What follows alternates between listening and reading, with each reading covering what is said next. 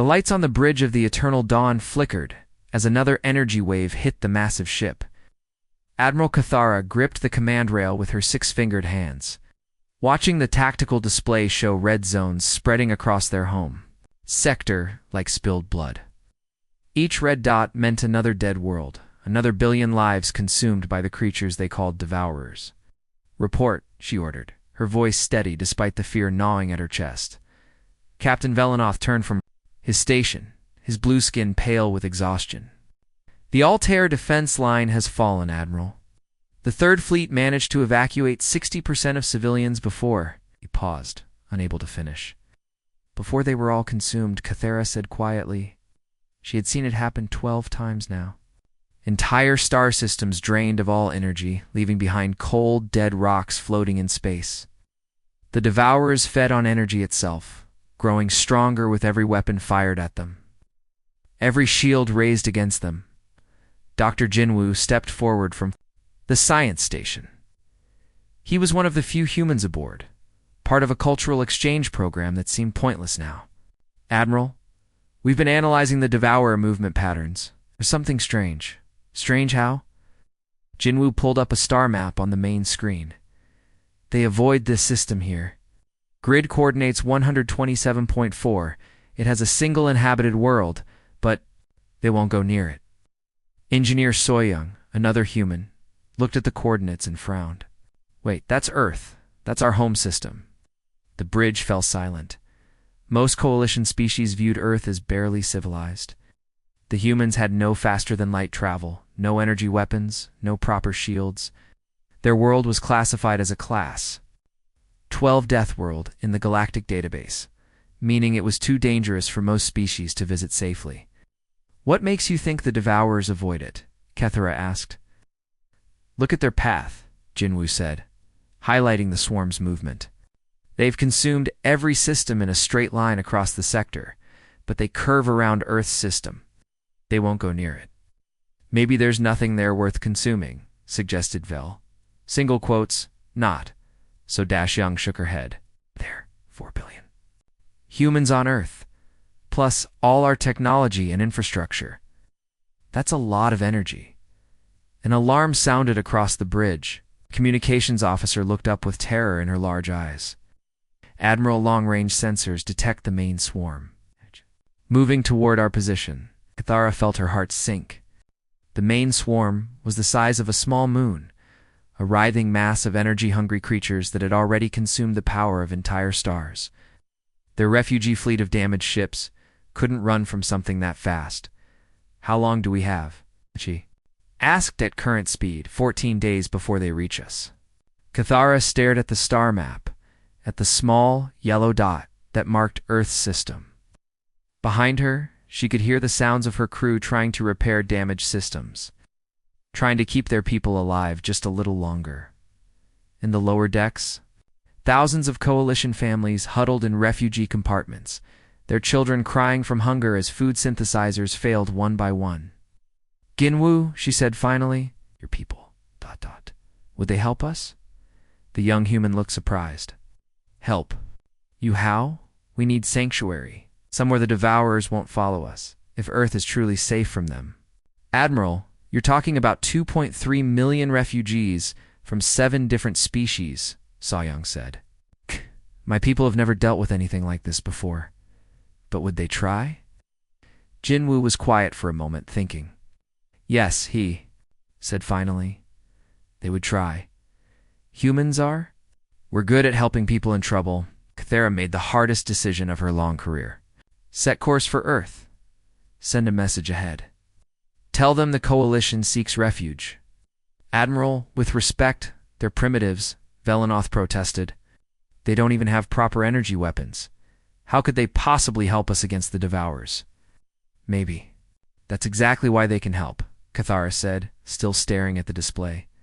"The Devourers consume energy weapons. They grow stronger from our technology. But humans... ... They still use kinetic weapons, chemical explosives. Things that don't produce the kind of energy the Devourers feed on." As the great ship turned toward Earth, Cathara thought about the reports she had read about human history. species that had survived ice ages, volcanic winters, and countless wars. A people who lived on a world where everything seemed designed to kill them, yet they had not only survived but thrived. Perhaps there was hope after all. Perhaps the galaxy's greatest weakness might be found in its least advanced species. As the Eternal Dawn and its escort of refugee ships limped toward a small blue world at the edge of nowhere, Cathara allowed herself to believe that maybe, just maybe, they would find salvation among the Deathworlders. The Devourers followed behind them. But for the first time in months, the Admiral was not running in pure terror. She was running towards something that might actually fight back. The emergency session at the United Nations had been going for 6 hours straight. President Minho sat at the head table, looking at faces filled with worry and confusion. The message from space had been clear. Millions of alien refugees were coming to Earth, running from something that had already destroyed 12 star systems. "They'll be here in less than 3 days," said Dr. Hejin, the head of Seoul's Alien Studies Department. She had been working with the few humans who lived. With the aliens in space, talking about over 2 million beings from 7 different species. They need food, shelter, air to breathe, and medical care. "What are they running from?" asked the Secretary of Defense. "Something called Devourers. Energy-eating creatures that have been consuming entire worlds. The aliens' weapons don't work against them because they actually make the creatures stronger." General Taman leaned forward, "And they think Earth is safe. The creatures seem to avoid our solar system. We don't know why yet." Around the table, representatives from every nation looked overwhelmed. This was bigger than any disaster they had ever faced. The President Minho had made his decision hours ago. "We help them," he said simply. "We start now, within 12 hours. The largest humanitarian effort in human history was underway. In the Australian desert, construction crews worked around the clock to build massive habitat domes. The structures looked like giant bubbles, each one designed to house different alien species with their own air and temperature needs. In the Sahara, engineers modified water systems to support alien crops. Scientists worked with the data sent ahead by the refugee ships, trying to understand what each species needed to survive. Me, teacher from Seoul, organized schools around the world to prepare for alien children. "We don't speak their languages yet," she told her students. "We can still be kind. We can still help." The first refugee ship entered Earth's atmosphere on a Tuesday morning. It was huge, bigger than any building, and it moved slowly like a wounded bird. People around the world watched on television as it landed in the Australian outback. Admiral Cathara stepped out of the ship first. She was tall and blue-skinned, with 4 arms and large eyes that seemed to see everything. Behind her came thousands of others, different shapes and sizes, all looking tired and scared. Dr. Haijin met them at the landing site. She had studied alien languages for years, but seeing them in person was different. "Welcome to Earth," she said in halting Zephyrian. "We want to help." The Admiral's translator device turned her words into something humans could understand. "Your species is ... unusual. Most civilizations would ask for payment before offering help." General Taman, who had been put in charge of the military response, smiled. "We might want something eventually. But right now, you need help. That's what matters." The next few days were chaos, but good chaos. Human children drew pictures for alien children who couldn't read the words but understood the smiling faces. Doctors worked with alien healers to share medical knowledge. Farmers taught alien farmers how to grow food in Earth's soil. What surprised the refugees most was how quickly humans adapted. When they learned that one species breathed methane instead of oxygen, engineers built special breathing masks within ours. When they discovered that another species was hurt by bright light, entire buildings were modified with softer lighting. Min, a young soldier, found himself playing a game with alien children that was like tag, but with more jumping. He couldn't speak their language, but laughter needed no translation. "They're not what we expected," Admiral Cathara told Dr. Haijin as they watched the mixed groups of children playing together. "We thought your species was primitive." "You're primitive," Haijin admitted. "We still fight wars over stupid things. We still have poverty and hunger. But we're also good at helping each other when things get really bad." The Admiral looked thoughtful. "Your weapons. They don't use the same energy as ours. Kinetic force, chemical reactions, nuclear fusion, the Devourers might not be able to feed on them. You think we can actually fight these things? The Admiral could answer. Alarms began sounding across the refugee camps. The communication systems crackled to life with Jinwoo's voice from the orbiting ships. Long-range sensors have detected Devourer scouts at the edge of our solar system. They're moving toward Earth. We have maybe 2 weeks before the main swarm arrives. The camps fell silent. 2 weeks to prepare for an enemy that had never been defeated. 2 weeks to protect not just Earth, but the millions of refugees who had nowhere else to run. But as Dr. Hyjin looked around at humans and aliens working together, sharing food and stories, despite not speaking the same languages, she felt something she hadn't expected. Hope. We'll figure it out, she told the Admiral. Humans are good at impossible things. The Admiral's large eyes studied the human woman. You really believe that? I have too. We all do. Above them, the stars looked peaceful, but everyone knew that. Somewhere out there, something terrible was coming. The question was whether a primitive species and their refugee guests could find a way to stop the unstoppable. General Dong Haeon stared at the holographic display showing the Devourer scouts moving through the outer solar system. The war room deep beneath Seoul was packed with humans and aliens, all trying to figure out how to fight an enemy that had never been beaten. Every weapon we have tried has failed, said Defense Minister Yorthan, his tentacles writhing with frustration. Plasma cannons, energy shields, fusion torpedoes. The Devourers consume the energy and grow stronger. We have lost entire fleets this way. Captain Sujin raised her hand. She was young for a military officer, but she'd grown up reading about ancient battles. What if we don't use energy weapons at all? What if we use things they can't eat? Alien officers looked confused. Explain, Admiral Cathara said. Rocks, Sujin said simply. Big rocks moving very fast. Bullets made of metal. Chemical explosives that don't need energy to work. Old-fashioned weapons. Dr. Keltron, the Coalition's chief scientist, made a sound like laughing.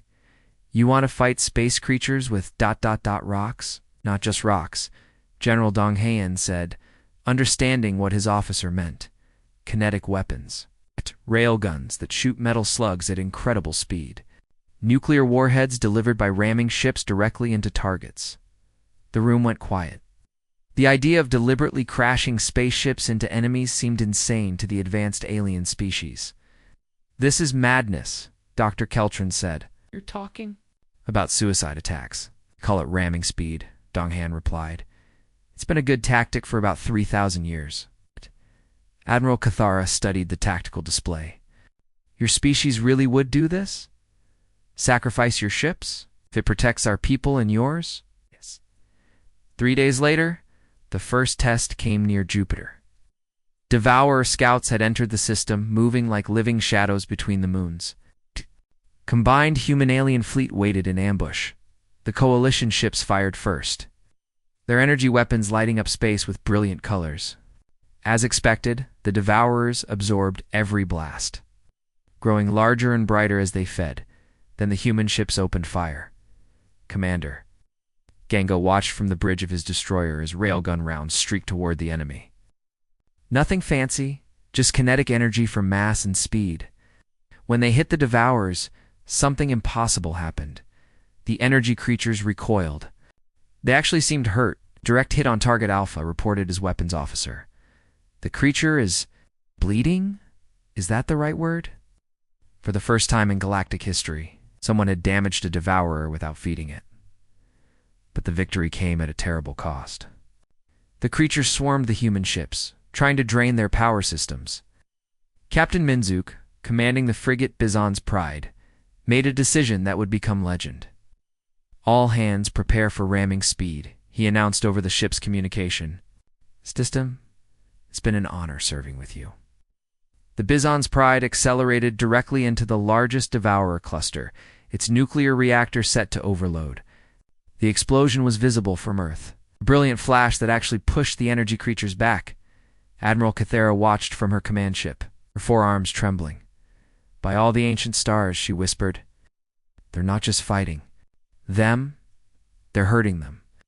Half the human fleet was destroyed in that first battle, but they had achieved something the galaxy thought impossible. The Devourers could be wounded. Your people? The Admiral said to General Dong Han over the communication link. They fought like they had no fear of death. We have plenty of fear, Dong Han replied. But we have something stronger than fear. What? Stubbornness. And something worth protecting. The next few days were spent preparing for the main assault. Human engineers worked with alien scientists to modify weapon systems. They loaded asteroids with explosives, turned mining ships into kinetic missiles, and prepared chemical weapons that had been banned in civilized warfare for centuries. Lieutenant Sun Wu, fresh out of the Space Academy, asked his commander a question that had been bothering him. Sir, why do you think the Devourers avoided Earth before? They consume energy, and we have plenty of that. His commander, Colonel Hyanjun, thought about it. Maybe they could sense something about us. Maybe they knew we were dangerous. Dangerous? But we're the most primitive species in the coalition. Exactly. We're the only species crazy enough to ram nuclear warheads into space monsters. On the observation deck of the refugee station, young Jine watched her human teacher showing alien children how to fold paper cranes. The children couldn't speak each other's languages, but they laughed together as they made the simple birds. Do you humans make these? Asked a young Zephyrian through his translator. They represent hope, Jine's teacher explained. The belief that even when things look impossible, we can still make something beautiful. Above them, warning lights began flashing. Long-range sensors had detected the main Devourer swarm entering the solar system. It was massive, larger than some moons, a writhing mass of energy-hungry creatures that had consumed the power of entire stars. But as Jine looked around at humans and aliens, working together, preparing to fight with weapons that shouldn't work, against an enemy that couldn't be beaten, she felt something her teacher had tried to explain.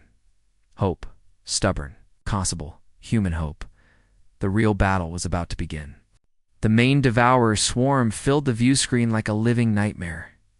It stretched across space larger than Earth's moon, a writhing mass of dark energy that pulsed with the power of consumed stars.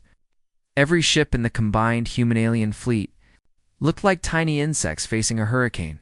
Commander Ginkho piloted his submarine beneath the ice of Europa, one of Jupiter's moons.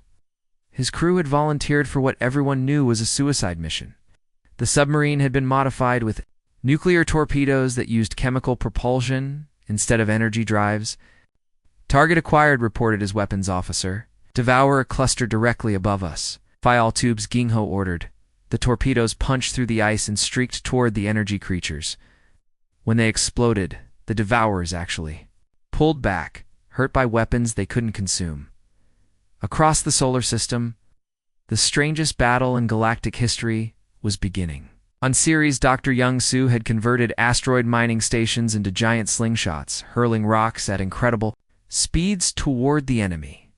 The Devourers had never faced kinetic weapons before, and didn't know how to defend against simple mass and velocity near Mars. Captain Sujin led a squadron of fighters armed with chemical rockets and metal bullets. Their pilots flew in patterns. Learned from Earth's deadliest pack hunters, coordinating attacks like wolves bringing down prey much larger than themselves. Remember, she told her squadron over the radio, we're not trying to win. We're buying time for the evacuation ships. But even as she said it, something impossible was happening. The primitive human weapons were actually hurting the Devourers. Creatures that had consumed entire civilizations were retreating from chemical, explosives, and kinetic rounds. On the lunar research station, Dr. Haijin made a discovery that changed everything. She had been studying the communication patterns between Devourer clusters when she noticed something strange. They're not just energy parasites, she announced to the Joint Command Center. They're a hive mind. It's all connected through quantum entanglement fields across space. Captain Minjun, monitoring Earth's communication satellites, had an idea that would have been rejected by any advanced military strategist. What if we don't try to block their signals? What if we overload them instead? Overload them with what? Admiral Cathara asked. With us, Minjun said simply. With human communication, all of it. Within an hour, Every satellite, radio station, and internet connection on Earth was broadcasting directly at the Devourer network. Not military signals or scientific data, but everything that made humans human. Music from Seoul's pop bands, cooking shows from Tokyo, children singing nursery rhymes, teenagers arguing on social media, old movies, news broadcasts, comedy shows, and millions of people just talking to each other. The effect on the Devourer, hive mind, was immediate and catastrophic. These creatures had evolved to process the ordered, logical thoughts of advanced, energy-based civilizations. They couldn't handle the chaotic, contradictory, possibly complex mess of human consciousness. Lieutenant Sungwoo watched from his fighter as the massive swarm began to convulse. Individual Devourers started separating from the group, moving randomly as their shared intelligence overloaded on human culture. "It's working," he reported in amazement. "They're breaking apart." But the battle was far from over. Even confused, the Devourers were still incredibly dangerous. Desperate to feed, they swarmed toward any energy source they could find. That's when humanity showed what it really meant to be from a death world. Colonel Hyanchin's ship was surrounded by Devourers, trying to drain its power. Instead of retreating, he ordered his crew to reroute all energy to the engines and aimed directly at the largest cluster. "All hands, it's been an honor," he announced. Just as Captain Minsuk had done days earlier, the collision and explosion scattered Devourers across space, each impact weakening the hive mind further.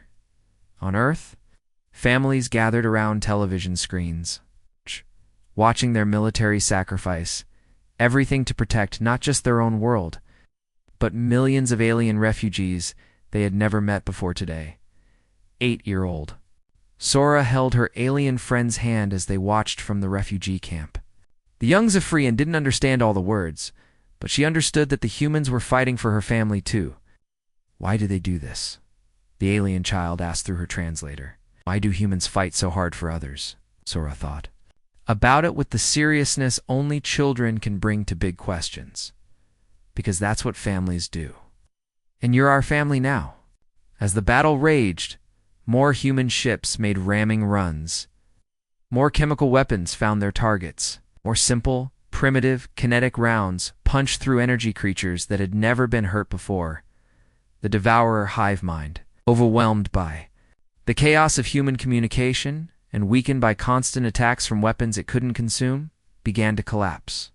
Individual creatures, cut off from their collective consciousness, became confused and docile. Admiral Cathara watched in amazement as the most feared predators in the galaxy were brought down not by superior technology, but by the stubborn refusal of a primitive species to give up. "Your people," she said to General Dong Hyan, "they fight like the whole universe depends on them."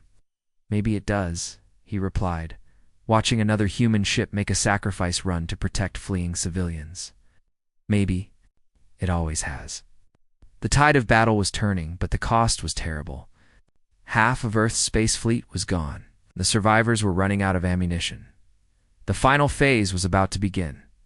6 months after the Battle of Seoul, Ambassador Cathara stood in the Seoul Convention Center, watching something that would have been impossible before the war. Delegates from 47 different species sat together, sharing meals and laughing at jokes that needed 3 different translators to understand. The Devourer threat was over.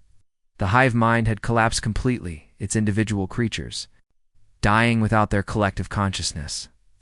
But the victory had cost Earth dearly. Half of humanity's space fleet was gone, and thousands of families mourned loved ones who had sacrificed everything to protect strangers from distant worlds. President Minho stepped up to the podium to address the Galactic Assembly. His hair had gone gray during the crisis, but his voice was strong. "We could rebuild the old coalition, with the same rules and the same hierarchy. But I think we should try something different." "What do you propose?" asked Chancellor Vexener. "Of the Andromedan Republic. A real alliance. Not based on who has the best technology or the strongest weapons, but on helping each other when help is needed." Dr. Jinwoo, now serving as Earth's chief advisor on alien relations, worked with scientists from dozens of worlds to write new laws for interstellar cooperation. The document they created became known as the Terran Doctrine, and it was simple. Enough for any species to understand. When someone needs help, you help them. The changes were already visible everywhere. In the rebuilt cities of the Coalition worlds, human children played soccer with alien kids who had 6 legs and found the game hilariously easy. Human doctors worked in alien hospitals, sharing knowledge about treating injuries that energy-based medicine couldn't heal. 8-year-old Sora, who had become best friends with the young Zephyrian during the refugee crisis, now spent her summers on 3 different worlds. She couldn't pronounce most of her alien friends' names, but she could make them laugh in 4 different languages. Children adapt faster than we do, observed Dr. Hyjin. Watching a mixed group of youngsters invent a new game that combined human tag with Zephyrian jumping and Andromedan singing. General Taman, now retired from military service, had become director of the new Interspecies Emergency Response Corps. Teams of humans and aliens trained together to respond to disasters across the galaxy. Using the same principles that had saved the Coalition, help first, ask questions later. We've had 17 major emergencies this year, he told the assembly. Natural disasters, equipment failures, even a few small wars. Every time the first ships to arrive carry the Earth insignia, but they're not just human crews anymore. The mining world of Kepler-4 for to be. When seismic activity threatened to destroy the colony, it was Captain Sujin leading a mixed rescue fleet. Her crew included humans, Zephyrians, Andromedans, and 3 other species, all working together like they had been born for it. The galaxy had discovered something it never knew it was missing, hope that refused to give up. Admiral Cathara often visited Earth now, serving as the Coalition's permanent ambassador. She had learned to appreciate human coffee, even though it was too bitter for most alien palates. Today she sat in a cafe in downtown Seoul, watching the city that had become the unofficial capital of the new galactic community.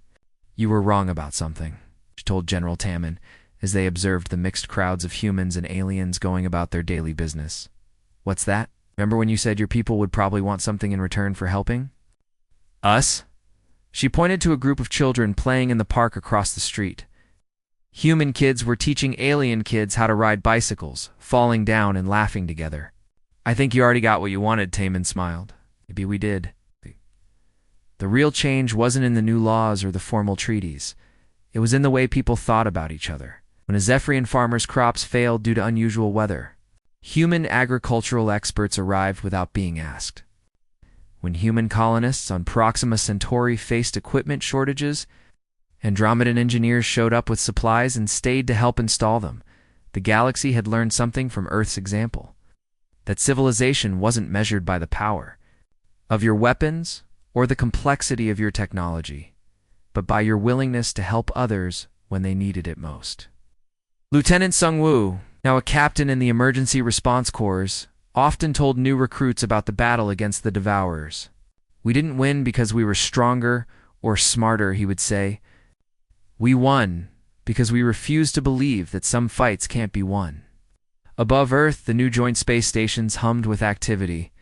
Ships from dozens of worlds launched daily on exploration missions, carrying a message that was spreading across the galaxy. No matter how dark things get, there's always hope if someone is willing to stand up and fight for it.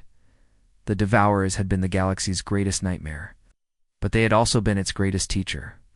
They had shown that even the most advanced civilizations could fall, but they had also proven that primitive stubbornness and the willingness to sacrifice for others could overcome any enemy. As Ambassador, Kethera finished her coffee and prepared for another day of negotiations, she looked up at the stars and smiled. Somewhere out there, other species were discovering what the galaxy had learned from a small blue world at the edge of nowhere. Sometimes the most important battles are won, not by the strongest, but by those who refuse to give up hope.